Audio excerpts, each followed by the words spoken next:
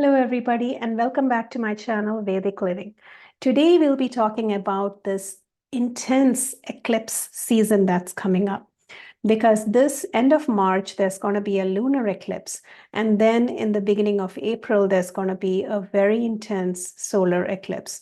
So we'll be talking about this intense eclipse season in this video because there's a lot that's going to transpire in this time frame. And I want to tell you everything that I've seen in the sky on the charts for these 2 days. And today we'll be talking about the lunar eclipse, and I will make another video on the solar eclipse because there's just so much material, too much for one video.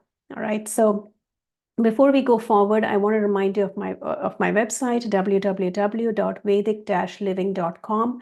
Make sure you go to my website and sign up for the free newsletter because I do send out detailed predictions sign by sign for every month, and I send out articles that I've written, and there's a lot of information, free information that I send out. So make sure you sign up for that newsletter. So let's look at this very intense eclipse. So this eclipse is going to be in the signs of Pisces and Virgo.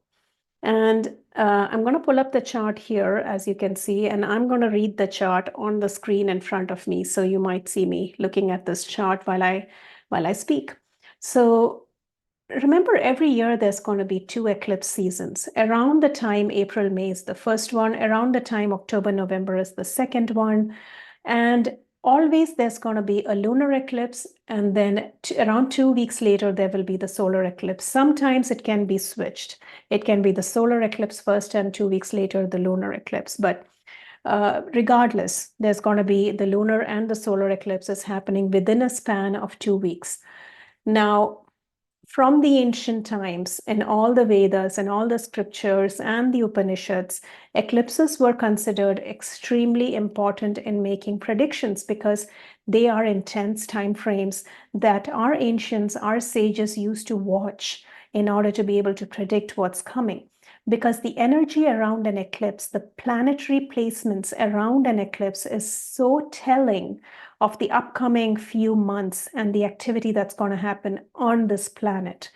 And we have seen this every time. Every time we look at the eclipse and it triggers something in your personal chart as well. If you have planets in these signs or at these degree marks, you will notice that there are major things happening in the upcoming 6 months. Why 6 months? Because between the first eclipse season in April and the second eclipse season around October, November, there is approximately a 6-month period. So I always remind you that the eclipses are not going to cause events to happen on the day.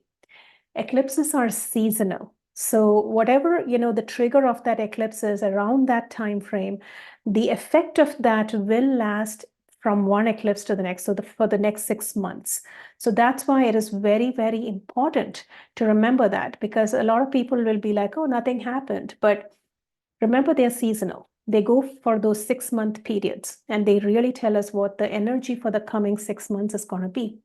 The 2 eclipses in 2024 are very intense, and this is the first one coming up, the lunar eclipse. March 25th is going to be the lunar eclipse. It's going to be in the axis of Pisces and Virgo. And it is very intense because this particular axis, before we get into anything, the degrees or the planets or anything, Virgo is the natural 6th house, Pisces is the natural 12th house. 6th and 12th axis always has to do with health and healing and health issues. So the next 6 months are going to be very important to watch in terms of epidemics or health problems or any major health scares and those kind of things, because the eclipse is happening in this axis. I have to add though, because Neptune is tied up with these eclipses this year, even if there is a health scare, Neptune brings a sense of deception. And remember, wherever Neptune comes, as a sense of not knowing the truth, right? Because it's a foggy, unclear kind of situation. So regardless of what happens, there's going to be a lot that is happening behind the scenes that we are not aware of in this coming 6-month period. But even then, it's important to kind of be careful with health and healing related things. It doesn't need to all be bad, because whenever the eclipses happen in the 6-12 axis, sometimes remember, knowing that the eclipse brings out something from the dark into the light, there can be new discoveries. There can be new ways of doing treatments and new medicines that might be coming out at this time. That's possible. But the reason I kind of, feel there's going to be some issues as well is because of where the other planets are placed at this time. So I'm going to go into detail about that. So just as a reminder, the eclipses happen when the sun and the moon come together with the nodes. Rahu and Ketu come together with the sun and the moon.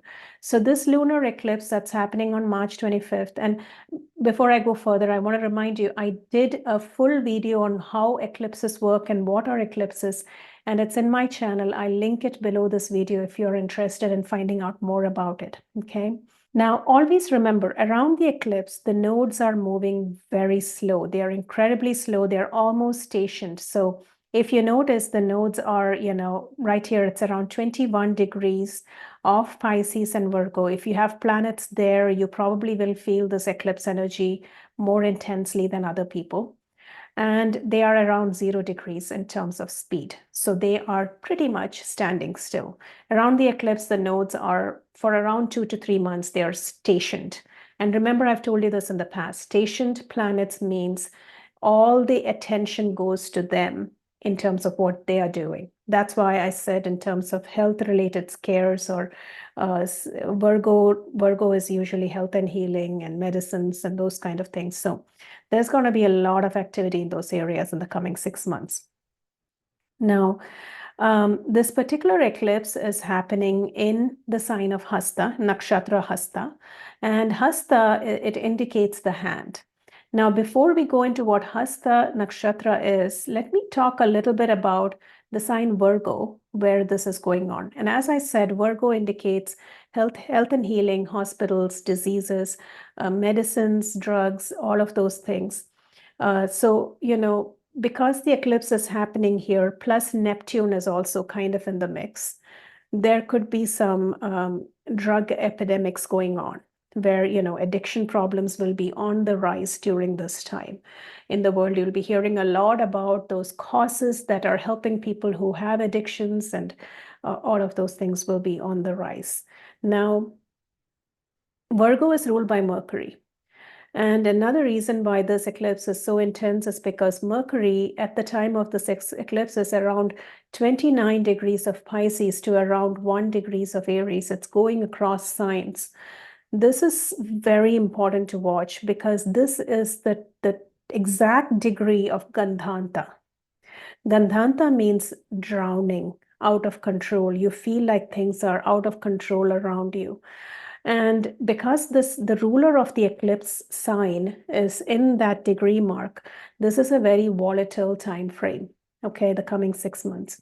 A lot will transpire in the world, which we kind of don't see coming, because Uranus is sitting there. It's sudden, unexpected kind of things that'll happen. But at the same time, there can be a sense of losing control, where we feel like we don't have any control on things happening around us. Mercury is the planet that rules communications. So this end of March timeframe, when the eclipse is happening, there can be breakdown in communications, not only in terms of satellites and communication around the world, but also in interpersonal communications. When you're talking to others, you'll notice there's a lot of confusion around what you're saying and what the others are perceiving. Communications can be confusing, foggy at best, and things can be misconstrued. So be very careful around this time in terms of what you're saying or what you're understanding from what somebody else is saying, okay? Misunderstandings can be very rampant at this time. Another reason why this eclipse is so intense is because notice how at this time Mars and Saturn are sitting in Aquarius. And I've told you this in the past, whenever Mars comes into Aquarius, it's a very treacherous time because Mars is, out of control in Aquarius. It's like anger, frustration, people feeling like they have been wronged and wanting to take action against it. Those kind of thoughts are out of control. And Mars and Saturn are sitting in the nakshatra Shatabhishak. Shatabhishak is the 100 healers or the sky watchers. So you will see a lot of things like, being released or information being leaked to the public about UFOs and aliens and those kind of things. Yes, that's Shatabhishak. But at the same time, the Saturn-Mars conjunction sitting in Aquarius and Shatabhishak can mean problems with medicines or new medicines being released because it's the 100 healers. It has a lot to do with healing. So you notice the trend of this eclipse, it's all health and healing related. So there's a lot of things that are going to come out, maybe about the past pandemic that we had. There'll be things that are released. Remember, the trend of an eclipse is things coming from the dark into the light, things being exposed. So, things about what happened in the past in terms of the pandemic the truth could come out, or similar events could happen. The Mars-Saturn conjunction in the sixth house from the moon, in again, sixth house is health and healing once again. And sitting in Shatabhishak is very much pointing towards health kind of situations and health scares. So be careful around that. These intense energies are combined with feelings of anger because of Mars being in the mix, and Ketu is there with the moon. So this is also causing a sense of fear. So, I'm going to tell you at the end of this video what I want you to do, or my advice to you to overcome these energies, because we have no control on what is happening around us. Okay. Yes, because Mercury is Gandhanta, we'll feel that more in this time frame. But if you think about it, in reality, we don't control the events happening around us. They are kind of happening around us like a stage has been set. What we do have control on is how we feel about these things and how we react. You can choose to be more positive, you can choose to be more constructive, and you can choose to be more uplifting during this time frame. And that will help a lot, because the fear that is going to be spread around health related things because of this happening in Virgo, and the anger and frustration at at what's happening around the world is going to be on the rise. And we are talking about the 6-month period between April, which is going to be this first eclipse season, till October, which is the next eclipse season. So the 6-month period, we just have to really watch these energies and be as positive as we are able to be given the circumstance, but it will definitely help. Now, Mercury is not only Gandhanta, being in Pisces, in the sign of Pisces, it is debilitated. So there is not only confusion in communication, news and media might be misleading at this time because that's ruled by Mercury as well. But at the same time, personally, you will see that there can be some forgetfulness, some fogginess in your thoughts, in your intellect, because Mercury rules your intellect. So, your thought as to what you should do or should not do can be a little foggy. So that's why you need to really kind of learn to connect to yourself and learn how to get that thought or that decision from within you rather than following what is being told to you, because there can be a lot of misleading happening in the media. Now, going back to where Moon and Ketu are placed during this eclipse, they are in the nakshatra Hasta. Hasta, the symbology of Hasta is the hand. So that's actually not too bad because it's a positive thing. Hasta is ruled by the moon. So it's a very strong nakshatra for the moon to be in, albeit very intense. It is very strong. And because it rules the hand, I've noticed when the moon is in Hasta, there's more of a sense of, I can do something here to make things better kind of feeling, because it's action. The hand is where the action comes out of. So it may not be completely out of control because of that Hasta Nakshatra coming into play. And also Hasta rules spirituality. There's a lot of that thought about, this is all going to be for the best. And, people will feel more spiritual at this time frame. So that's actually a positive thing that's happening. So that's what I wanted to kind of explain to you about the lunar eclipse happening on March 25th. But you will learn a lot more from my next video, which is going to be about the solar eclipse, which is even more intense, happening in April. It's going to be on April 8th. So that's going to tell us a lot more. However, this eclipse season in general is going to have these kind of events that I talked about overall. And as always, I tell you also the eclipse does, especially when you have Gandhanta planets in the eclipse, where Mercury is Gandhanta at this time, there's going to be more unpredictable weather patterns happening around you, storms and earthquakes and those kind of things. So that's another little bit of a out of control situation going on there with that Mercury. But at the same time, these eclipses have happened every single year since the beginning of time, right? And every year we have two eclipses, two eclipse seasons, not two eclipses, but two eclipse seasons. So this is not a new thing. Yes, there are a lot of intense energies at play here, right, in this eclipse season, and we talked about that. However, you have to remember that, people have gone through this over and over so many different years.